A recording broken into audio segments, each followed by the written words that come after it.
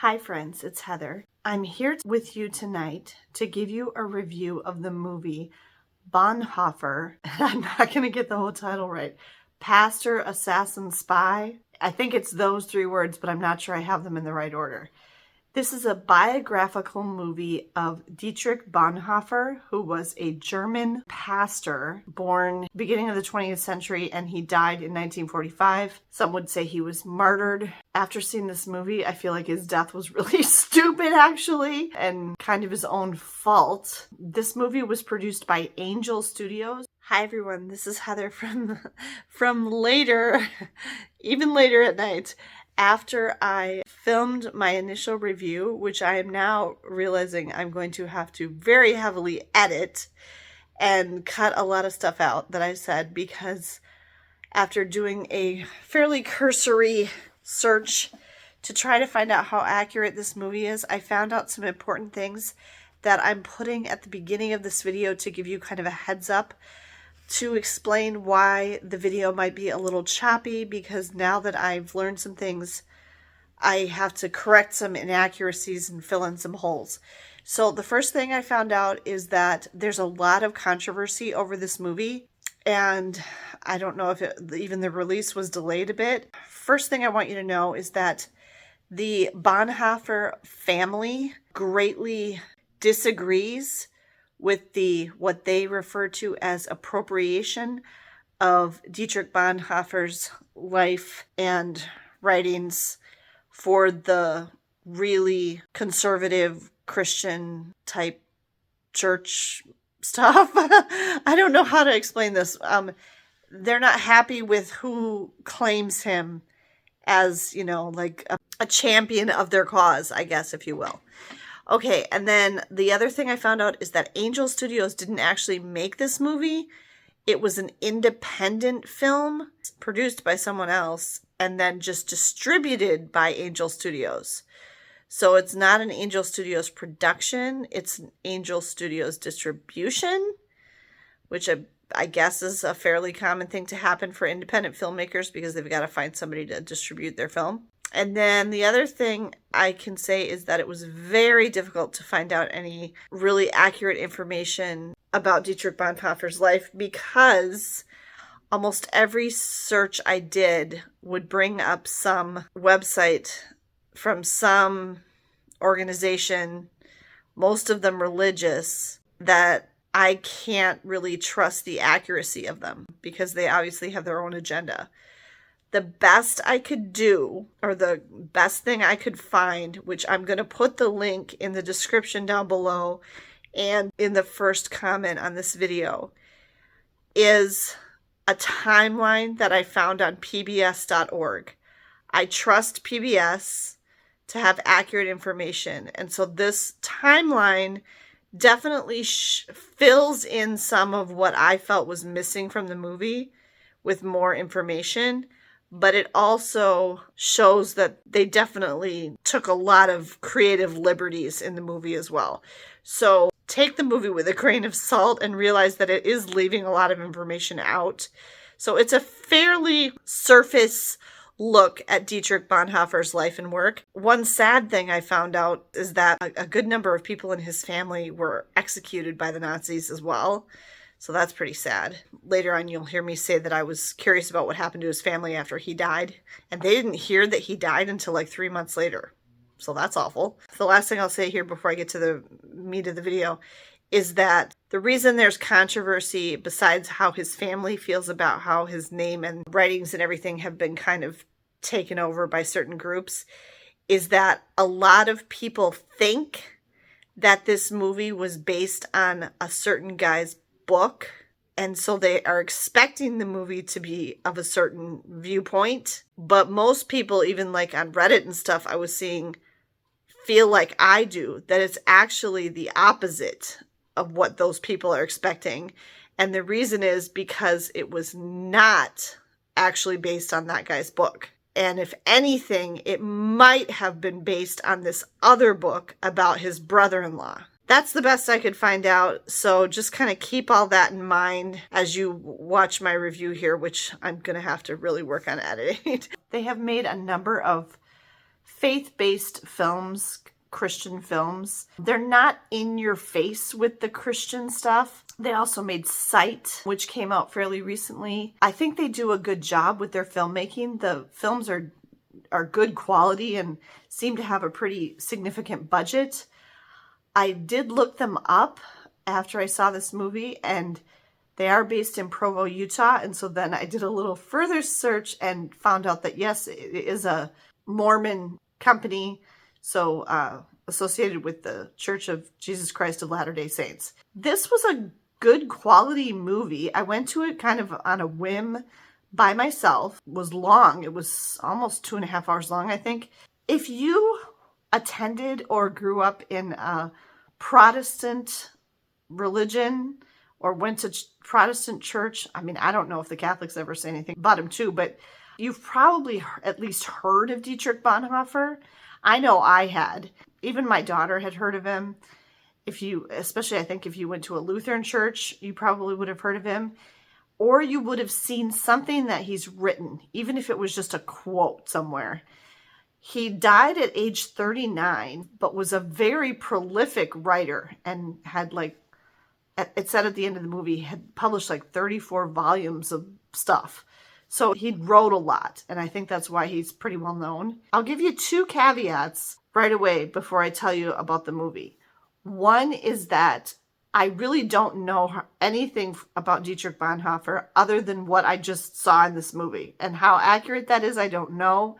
I'm actually going to want to go, probably not tonight because I'm tired, but tomorrow and look up some more stuff to find out how much of this. There's usually somebody will have done a video, telling you how much of this was accurate and how much of it was, made up for the movie or whatever.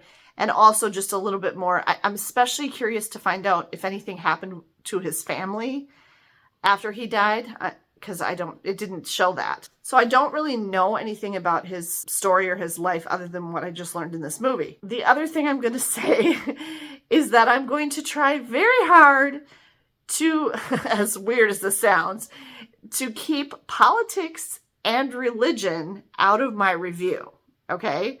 Even though the story in this film was about politics and religion, okay? I would just say that it was pretty obvious and apparent to me that the makers of this film felt very strongly that certain people today need to take a lesson from this movie because history seems to be repeating itself a little bit, I guess is what I'll say. So I did have a long conversation about it with my daughter on the phone right before I sat down to make this review. Someone was elected in the movie and someone was just elected here in the United States.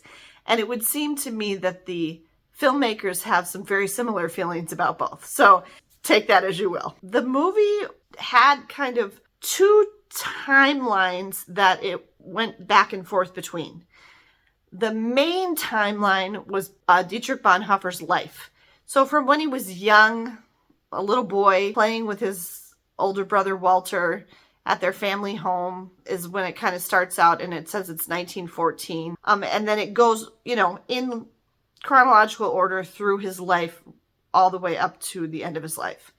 And then it would go back and forth between that and I don't know how much time elapsed, but it was in the days, weeks, or months leading up to his death. It would switch back and forth between those 2 things. Everything about the movie, it was a high production value movie. Good locations. I mean, it was obviously filmed on location in many parts. Excellent sets, good acting, good directing, great costumes. Everything about the production value of the film was good. I didn't particularly care for the actor who played Dietrich Bonhoeffer. I don't know, something about him I think they were probably trying to get the look more than anything, but something about him just kind of, I don't know. I didn't think he was, I don't know.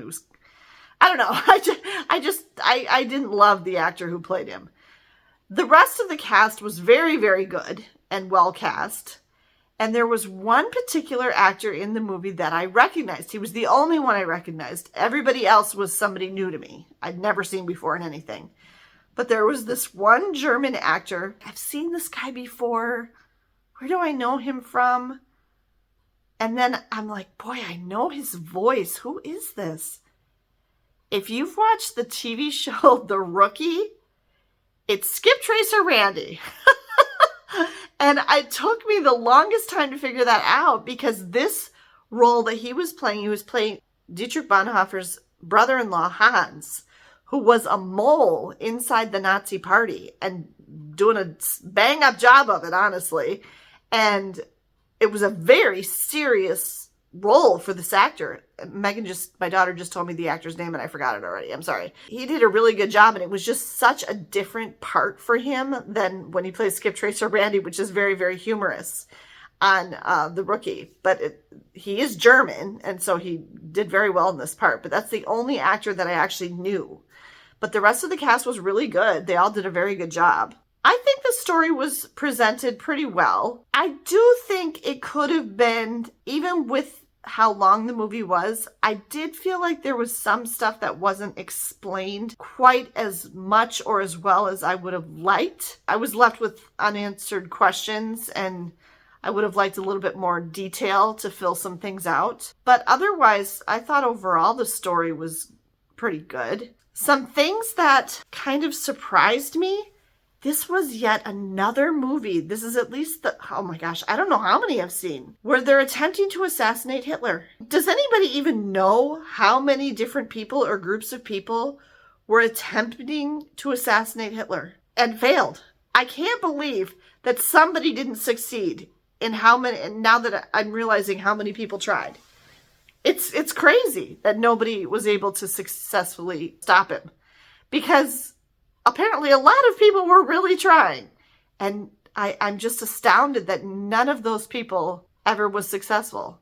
Because some of them if you've seen the movie Valkyrie, that's another one that shows that so well done. And just really sad, like how people really did try to stop him and failed. And it's very distressing, honestly. This movie was rated PG-13. There was no sex, there was no nudity, was there even any swearing? I don't think there was any profanity. The subject matter, obviously, of World War II and the concentration camps, which they do show a little bit, is obviously quite distressing. There's a little bit of smoking and a little bit of alcohol drinking, which would have been totally customary for the time period, including Dietrich Bonhoeffer's smokes. There's a mild amount of violence. They don't show anything really horrible. You see like the general landscape of things that have been bombed or are on fire from a distance. And then as far as like close up, there was one person who gets shot and killed, and it was kind of a jump. Like I actually jumped when that happened because I was not expecting it. And that was the only time anybody is shown getting shot. And then the other thing was Dietrich Bonhoeffer got smashed in the head multiple times in this movie. Always it was right here, around his right eye. He actually had a scar, which they included in the movie. He got hit with the butt of a gun more than twice, and then also hit other ways, always in the same place. It was terrible. And then he also got punched in the stomach multiple times by Nazi soldiers. However, one time at the very end of the movie was actually the soldiers' way of disguising that he was handing Bonhoeffer back his treasured Bible that he had dropped in the mud. I don't know if that's true, if that really happened, but that's why he punched him in the stomach, was so he could take his Bible back. So that was about it for violence. There is implied death and violence of what happens to the Jews, but that was about it. There wasn't anything especially bloody. There wasn't anything gross, anything like that. There was not big war violence going on or anything like that. It was all, it's implied because that happens in history, but other than that, it wasn't anything terrible that young teens would be totally fine. I think PG-13 is probably an appropriate rating. It definitely didn't need to be rated R, but I do think probably PG-13 rather than PG, simply because of the seriousness of the subject matter. The basic premise of the movie is that it's just following Bonhoeffer's life. He grew up in Germany. His oldest brother, Walter, goes off to fight in World War I. I'm assuming he was probably drafted, and he dies in the Great War. And so that's a sadness that's kind of just pointed out. But the family seems to recover from it fine. And then Dietrich goes off to seminary. He wants to become a pastor. And he goes to seminary in New York City, which I thought was quite interesting. And when he's living in New York City, he actually meets some people in seminary and gets really involved with Black gospel Harlem Baptist culture, and also discovers jazz because he goes to Harlem jazz clubs with his one friend. And so he really gets immersed in that. And he brings back this idea, fundamental faith idea of born again Christians, that faith is really based on a personal relationship with Jesus Christ rather than religion, like the Lutheran Church of Germany would have been at that time. And he comes back from the United States to Germany really excited to share this idea of, kind of a faith-based thing rather than a religious thing. But by the time he gets back to Germany from living in the United States, Hitler has been elected chancellor, and his family is very concerned. He comes from a large family, seems to have really good parents, bunch of siblings. They're very nervous about the fact that Hitler has been elected chancellor. And then it progresses on from there, obviously, as best as I can figure, because they didn't really explain it very well. I don't think that the Allies in World War II really fully understood. I know they didn't. They didn't fully understand what was happening with the concentration camps and the Jews. And I know that's true because when the Russians and the Americans discovered these concentration camps at the end of the war, they were shocked and horrified. And nobody knew this was going on like this. Because Dietrich Bonhoeffer's brother-in-law, Hans, was a mole inside the Nazi party, he had information and even showed them some footage of what was happening with the Jews. And that was their motivation for why they really had to stop Hitler. They really felt as Christians that they needed to stand up for what was right and stop this annihilation of the Jewish people. What they were really trying to do, it seemed like, is they were trying to get that message to the Americans and to the British because they felt like the British and the Americans didn't have an understanding of what was happening. Based on the dates in the movie, World War II was already in full swing, and so, the British and the Americans were already fighting. So it seemed to be, but although they did not explain this well, that it was more that they were trying to get them to understand what was happening to the Jews. There was also just a lot about, which I never realized, and I don't know how accurate this is, about how much the Nazis infiltrated the church in Germany, the Christian church, and how they kind of took it over and stuff like that, and how Bonhoeffer and a couple other pastors spoke out against the Nazis from the pulpit, and that's what got them in trouble. So they got arrested and in big trouble with the Nazis because they were speaking out from the pulpit saying, this is God's house, not yours. There was one point where Hans, his brother-in-law, took him to the Nazis, some segment of him, and convinced them that he was willing to work with them. And it was very strange. They didn't explain this well at all.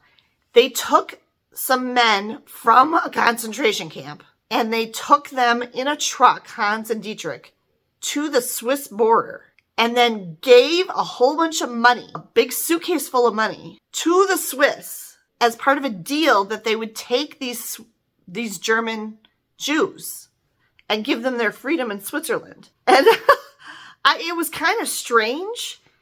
But that wasn't what they were supposed to do. They weren't supposed to pay them to take them or something. I don't understand. It was sort of a trust exercise, but it backfired somehow because Dietrich had gotten that money from outside of Germany somehow, from people that supported them. I didn't really understand it. They didn't explain it. In the end, when he was killed, he was being sentenced for money laundering and an attempt to assassinate the Fuhrer. Although he didn't directly try to assassinate the Fuhrer, he wasn't even in the country at the time. So that was all kind of vague, and I didn't really completely understand it. It wasn't explained very well.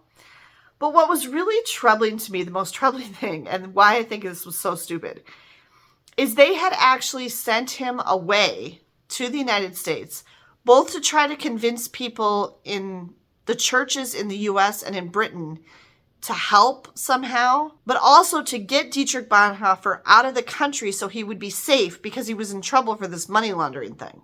But he came back of his own free will, and they were telling him, don't come back here, you can't come back here, don't come back, it isn't safe, stay in the United States, and then stay in Britain, you'll be fine, stay there. And he goes, no, I have to return home. And then he gets arrested because he comes back, and that's what the whole other timeline of the movie was. It was showing after he got arrested and he was taken around to different places.